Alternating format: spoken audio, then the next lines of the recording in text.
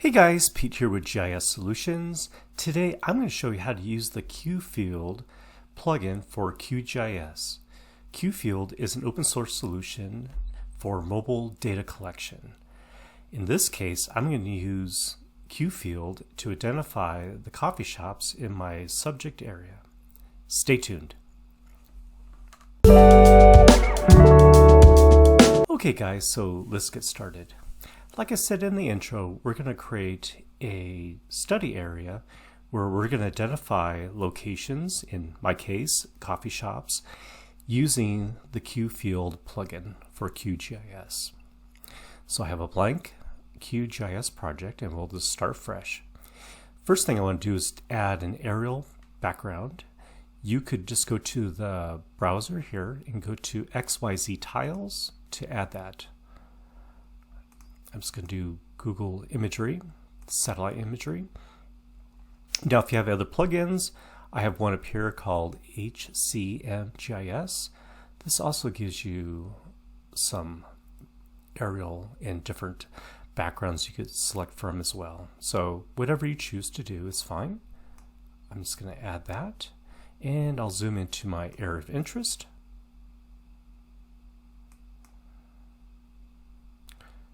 Okay, right about here is good. Okay, so once we have that, the next thing we want to do is create a study area boundary. Now this isn't necessary, but it might be helpful more visually to see where your study area is, because when you're out in the field, it'd just be an easy just a way to identify your area of interest. So to do that, I'm going to navigate up here to the top under Layer, Create Layer, New Shapefile Layer. Now this window will open up. I'm going to click on this button here, and I'm already in my project folder. So the file name, I'm just going to simply say boundary. And save. The geometry type will be polygon. I'm going to leave the coordinate system the way it is, and we'll click OK. Okay, and I'm going to change the default symbology by selecting the layer, right-clicking, and going to Properties. And I'll go to Symbology. And for me, under the default, I actually have this red outline symbology here. I'm going to select that. That's all I need. It's just more visual. And I'm going to draw that out. So I'll navigate to the top here where it says Toggle Editing. When I do that, this icon appears, which is Add Polygon Feature. So I'll click onto that. I will left click to begin my drawing session. I'll left click again, and again to make my rectangle. When I'm done, I'll right click to end that session. Say OK to that. It's not perfect, but it's just a good illustration of the area I want to survey for these coffee shops, and it's within this area right here.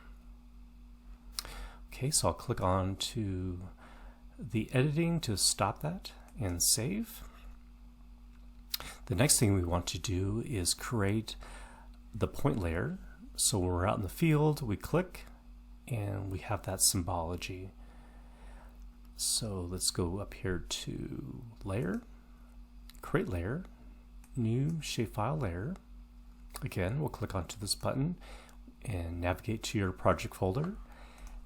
I'll just simply call this file Points and click Save. This time the geometry type will be point, keeping the same coordinate system. And I'll actually add new fields to this. So I will say name. The type is text, and that's just fine. I'll click Add to my list. The next one will be site address. Or let's just say address. And text is fine. I'm going to add that. Finally, I'm going to add a field called photo, because I'm able to attach a photo of the coffee shop. So photo text string is fine for now. We'll add that to the list. We don't have to have this ID. I could just remove it right now. Otherwise, we have to keep adding a unique ID to it, and maybe that's fine in my case. If it's not for yours, you can certainly click remove. Otherwise, click OK. And again, we could right click on that layer, go to properties to change the default symbology. Yeah, this looks fun. Again, this is in my defaults. I'll just keep it really simple. This effect drop shadow icon looks good, so I'll click apply. And the next thing I want to do is actually go to this option here, attribute form. So as you recall, we have the unique ID, the name for the coffee shop name, the address and photo. The name, now I know I'm going to have more than one coffee shop with the same name, and what you could do is actually create a drop down so I could select that, so it's a little bit easier in the field just to select from a list of answers. So I will change this widget type from text edit to value map. Now here we could add the value and a description. Now for some of you have different cases. You could have like one value and that description, but for me it's kind of the same thing. I'm going to say Starbucks. Now if you needed to add something else, again, you would do that here in the description. The value that we're going to see in the drop down is the value field. The next one is Ziggy's, and I'll just simply say Ziggy's again. All right, and I could say not null. That's a constraint that you could set up. So when you create that point, you have to put a value here, and that's what that will do. Address is just going to be just a text line. Photo, you want to go to this again, edit, or I'm sorry, widget type, change it from text edit to attachment. Yep. Click apply and click OK. And just to test that, if we click the toggle editing, and then this add point feature will activate, and if I just randomly click here, this is what we'll see out in the field. I could say unique item ID 1, the name, it's highlighted here, so I know it's a value I have to add, and here we go, Ziggy's and Starbucks. Address, I could put whatever it's going to be, and photo, I would direct it to wherever that photo would be. So this is all set up correct. I'm going to not save. Okay, yeah, it didn't save anything. So, okay, and the next step we want to do is clip this raster layer. We're going to be out in the field, and we may or may not have internet connection, so it would be good to have this raster layer clipped. And so to do that, we're going to use our processing toolbox. If this isn't visible for you, just navigate up to the top here, and under processing, we have toolbox. The tool we need, it's under raster tools. So if I expand this out, I'm going to use this generate XYZ tiles. My extent, if I click the down arrow, I could use the current map extent, which I could do, or I could just simply draw on the map, and I'll go and do the drawing. So it's always a good idea to go a little bit beyond your study area, just in case you're right on the border. It's kind of good to have a little bit of a bleed here. So I'm going to select this area here, and there's my extent. Minimum zoom, I'm going to bring that down, as well as increasing my max zoom. I'm going to increase my DPI a bit and change my tile format from PNG to JPEG. Let's go and bump up the quality a little bit. Before I save this out though, I want to actually turn off my boundary here, because when I clip and I generate this tile, this is going to be permanently on the image, my boundary. So if you have any vector layers, turn that off, because then it's kind of permanently on the image and you couldn't turn it off using QFIELD. So that's off. I don't have any points, so that's why that's still on. Okay, and save file to, let's call this base map, and this is under my project folder. Click save and run. It shouldn't take too long.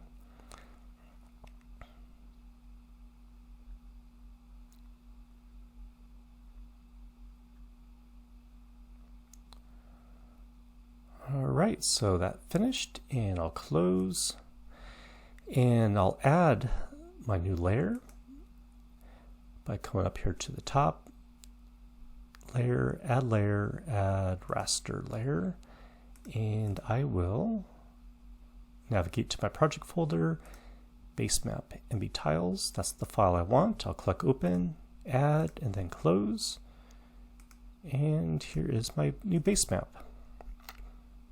I'll bring this down. I no longer need this layer, so I'll remove that. And here we go. At this point, I'll go and save my project. I haven't did that before, but it's always a good idea to do that a little sooner than later. I'll call this project 1. Okay. Okay, so the next thing we want to do is add the QFIELD plugin. To do that, we're going to navigate to the top menu here. Under plugins, we'll manage and install plugins. And be sure you're on the all here, and we'll search for it. So QFIELD, it's the first one here. I'll select it and install the plugin and close. And these icons here are the QFIELD icons. Likewise, you could go to plugins and then QFIELD is right here. Let's go to preferences. And let's go ahead and change the default to your project folder. To do that, you just click on this down arrow, and I got mine right here. I'll select that folder. Package settings, same thing. I am just going to make sure it's my project.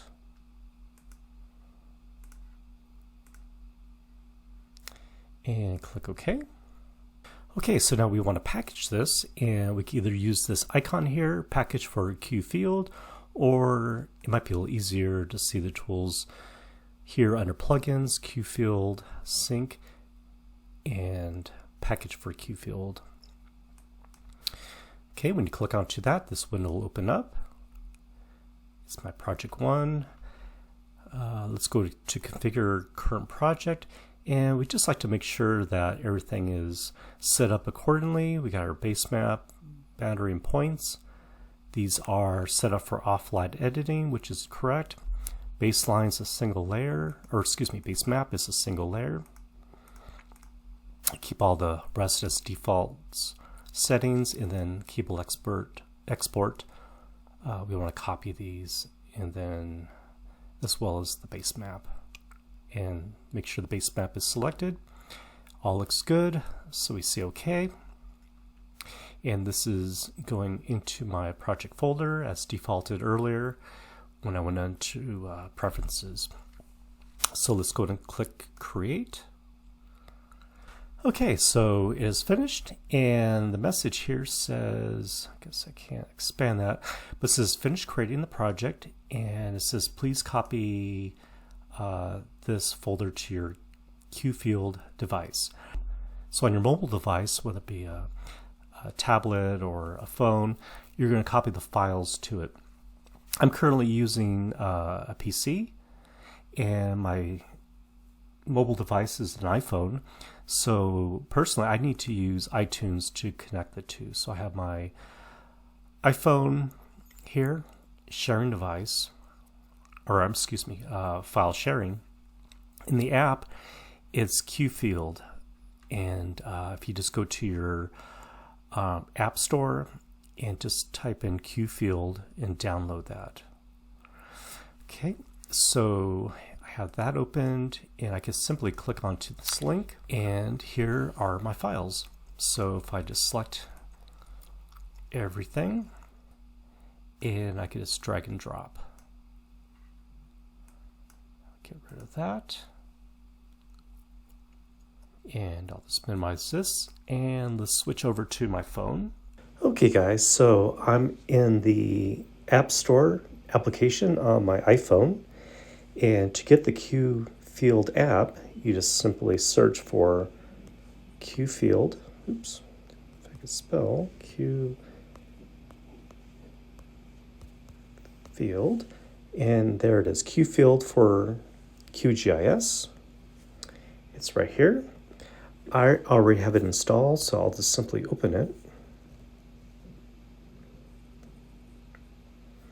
And open local file. Under folders, I have my QFIELD files directory. Then under projects, I have my project 1, and I can also see my data sets down below. So let's click on under projects, my project 1. And there you go. On the upper left, the 3 little lines, that's my layers. So I could toggle on and off that boundary if I wanted to. But I want to include it.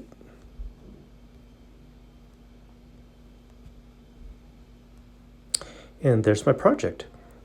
If you wanted to turn off that boundary, in the upper left, you just click on those 3 lines, which is your layers, and you could just turn off the boundary. But in my case, I like to leave it on. Okay, so as you see, as I'm panning around, my little plus sign, I can align it where I need to add a point. I know my coffee shop is right here. And I simply click the green button on the lower right. Add feature on point. So ID, I could say it's 1. The name is Ziggy's. And I'll just put a fictitious address, 23 Main Street. And for photo, oops, I hit done. And for photo, I could simply take a photo.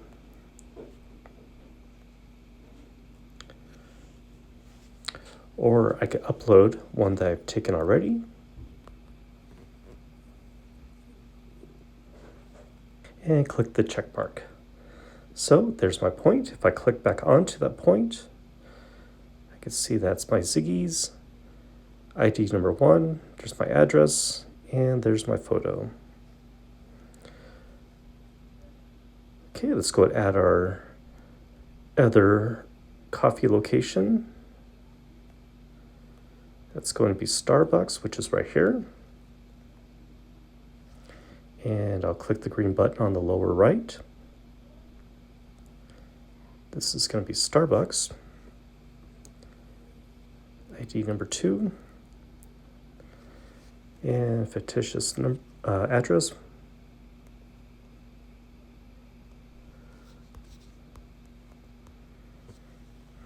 And my photo. I'll click over there. And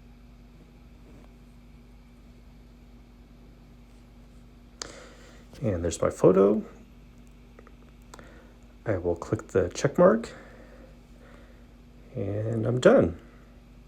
So I got my 2 coffee shops, and we'll go back to my PC.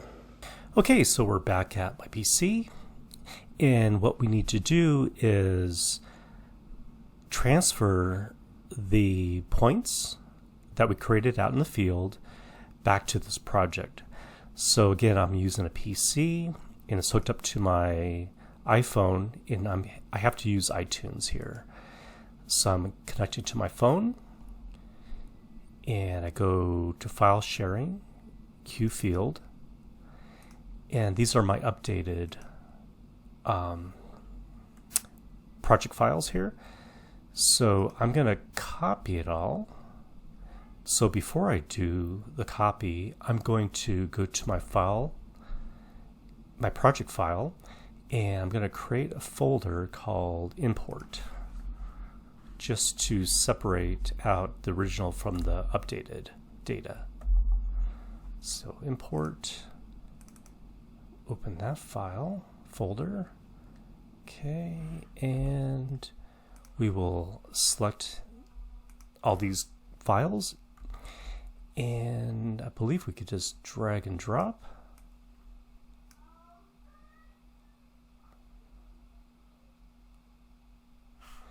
Okay, even when I did that, looks like I didn't get everything, so let's go back here. Let's see, so we got base map, we got boundary. Looks like it kind of stopped after this. Let's just make sure I bring everything in.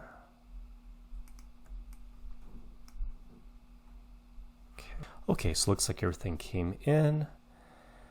Now, back at my QGIS project, let's click onto the synchronize from, and that'll be my import file. So that's right here. I'm just going to refresh it. And I'll select that folder and synchronize. Okay. And here are my 2 points that I created out in the field. So I hope you guys enjoyed that tutorial. It was a lot of information. QFIELD could do a lot more out in the field. I'm just showing you the very, very basics of how to get started, creating some points, creating an offline map.